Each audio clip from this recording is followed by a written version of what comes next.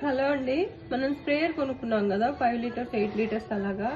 ఈ స్ప్రేయర్కి మనం ఎక్కువ ఇది ప్రెషర్ ఇచ్చేదనమాట. స్ప్రేయర్కి ప్రెషర్ ఇది ఇలా ప్రెషర్ కొట్టుకొని మనం స్ప్రేయర్ వాడుకుంటాం అనమాట. ఇది 4 times 5 times ఇలా అంటే చాలా అనమాట. ఫుల్ ప్రెషర్ వచ్చేస్తుంది. ఇలా వాడుకోవచ్చు. ఈ నాబ్ ముందు ఉన్న నాబ్ని ఇట్లా రైట్ సైడ్ లెఫ్ట్ సైడ్ తిప్పిన దాన్ని బట్టి మనకి ప్రెషర్ పెరగటం జరుగుతుంది.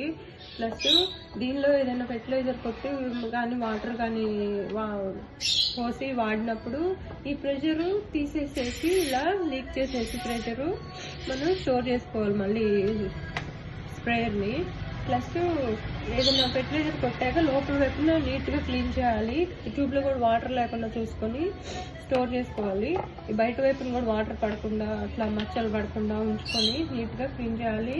ఈ నాబ్కి ఏది అడ్డం పడకుండా మీరు ఏదైనా వాడేటప్పుడు ఫెర్టిలైజర్ పోసుకోవాలి స్ప్రేయర్లో. అప్పుడు మనకి చాలా రోజులు స్ప్రేయర్ పనిచేస్తుంది, పాడవదనమాట. ఇది మాత్రం మస్ట్ అండ్ షుడ్గా ఎక్కువ ప్రెషర్ పెట్టారంటే ఎక్కడ వీక్ ఉంటుందో స్ప్రేయర్ అక్కడ డ్యామేజ్ అవుతుంది అనమాట. సో 4-5 times చాలన్నమాట ఇది. సో ప్రెషర్ కూడా లీక్ చేసేసి రోజు వాడినప్పుడు స్టోర్ చేసి దాచుకోండి స్ప్రేయర్ని.